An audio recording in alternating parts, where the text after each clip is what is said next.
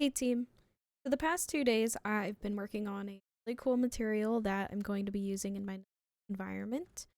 I'm still learning materials. This is the second material I've ever made, but I kind of wanted to go all out with the parameters. So there's different patterns you can do, different, you can kind of change the texture of the fabric. So if you want it less coarse or more coarse, you can.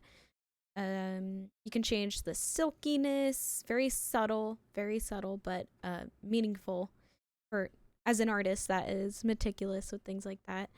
So I have this base rose pattern, which is probably my favorite, especially in this, uh, especially with how this is.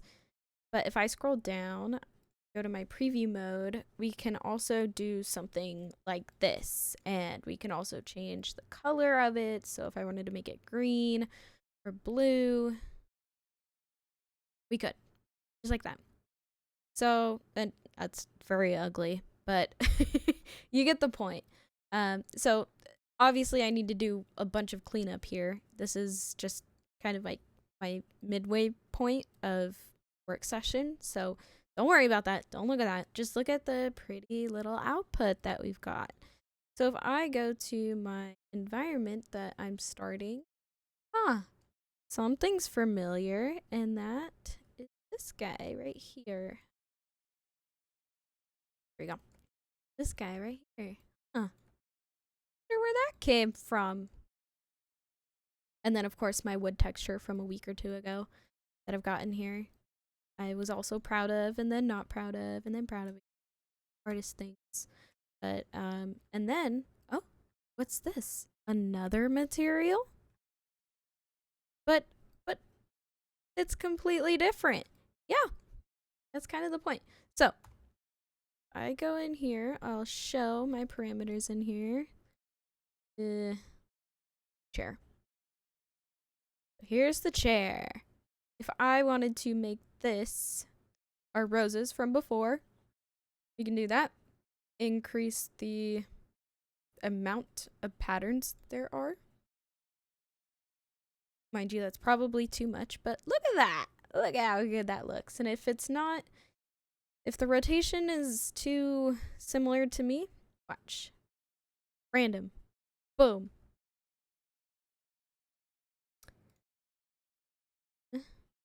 I can also change the seed if I wanted to. Much better. Down. If I wanted them to be squashed, I could. I don't know why, but that's an option.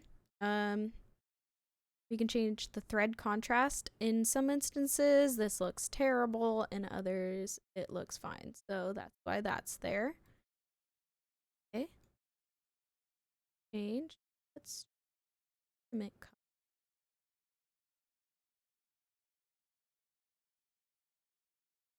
Oh yeah. Yeah. I like this color. um Coarseness.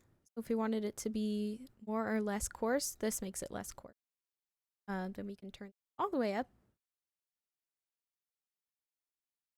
All the way down. I think it was already. And then we can change the indent density. So this is like the variation in, I don't want to say folds, but you kind of get these lines that are imperfections. That's the word I was looking for. Imperfections. So you can make them bigger or smaller. I like them big. So I'll keep it there. And increase the wrinkles. Like so. Or change them. Like, I think that looks good because you can kind of see this like ridging at the edge of the chair that you would typically get when you sit on it for a while. You change the fabric color, so if I wanted to be, I think green and red, Christmassy, but that's fine. Old lady chair. Look at that. That's cute. Kinda. It's a little saturated, but you get the point.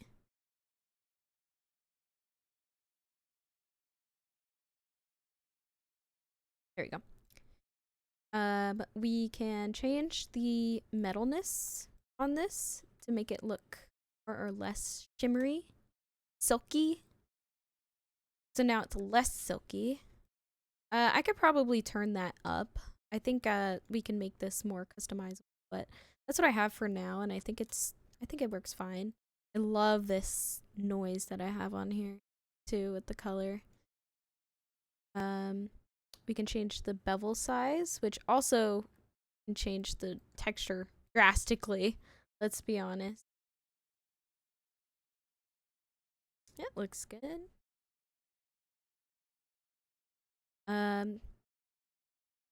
And that's pretty much it. Oh, invert color. The best part, in my opinion. Best part. I also have another rose texture that we have on here. Okay, that I can't.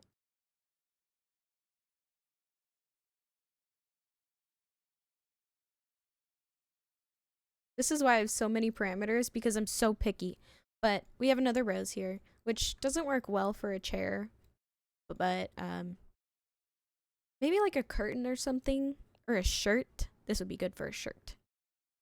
But I have that. I also have, of course, the first one that we saw, which is too dense right now. And then, of course, our little grid texture, which is also too dense. These are meant to be pretty much just the 1 in the X and Y amount. And then I would just change this up here if I really wanted to change it like that. But that's something we would have to tweak with a little bit. But other than that, I have this one here that I kind of got the look of a kind of like a picnic basket sort of feel. It's gonna be a little milk jug. I know you're supposed to have lids on milk jugs, but it's fine. I needed another thing to show this off on, so I'm gonna make the glass material for this. So stay tuned for that one. Here's my last material that I made, the wood material. It's got these little bevels, and if you really wanted to see, I have a bunch of parameters for these too, like plank divisions. I could really, oh, wait. There we go. I could turn this up or down. I don't really like the look of the horizontal ones, especially on here, but if it was like, say, a wall, for instance, this would work really well with a wall. And then I have the same exact texture on this chair too. So there's different parameters. Like I also have like a clean parameter. Look at how clean it looks. Yes. I'll show it on here.